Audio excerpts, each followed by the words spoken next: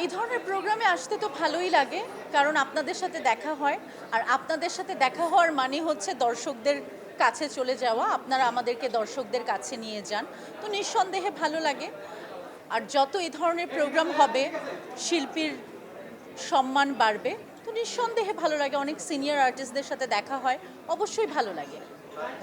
আমি একটাও দেখিনি এখনো, তাই কোনো কমেন্ট করতে পারছি না, সরি।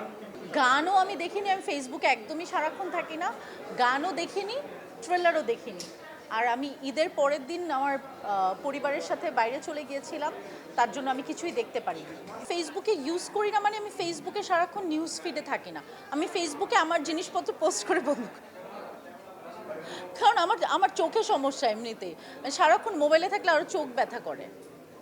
আমি খুবই ভয়ে ছিলাম, কারণ আমি কখনো এই সঞ্চালনার দায়িত্বটা করিনি, যেটা আপনাদের কাজ। আমি খুব ছোটোবেলায় 21শে টেলিভিশনে, যখন আমি ক্লাস 6-এ পড়তাম, তখন আমি একটি শো করতাম টোটাল মিউজিক নামে, ঠিক আছে?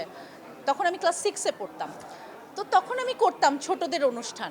এরপর তো আর আমার কোনো অভিজ্ঞতা নাই। পদ্মা সেতু, মেট্রো রেল এবং এলিভেটেড এক্সপ্রেসওয়ে নির্মাণের গর্বিত অংশীদার বসুন্ধরা সিমেন্ট। যারা আসলে নেগেটিভলি বলে, তারা সংখ্যায় খুব কম। এখন তাদের জন্য কি আমরা কাজ করব না? এটা তো হতে পারে না, তাই না? তাদের জন্য কি আমরা কাজ করব না? আমার কাজ ছিল উপস্থাপনা করা, আমি সেটা করেছি। এখন 2% মানুষ বাজে কথা তো বলবেই। আপনি কাউকে খুশি করতে পারবেন না 100%, রাইট? তো তার জন্য কি আমি বাসায় বসে থাকবো? আমি একটা নতুন কাজ এক্সপিরিয়েন্স করব না? অফকোর্স আমি করব। আমি কেন করব না? কারণ আমাকে বেশি সংখ্যক মানুষ অ্যাপ্রিসিয়েট করেছে, এই যে আপনারা বলছেন ভালো হয়েছে।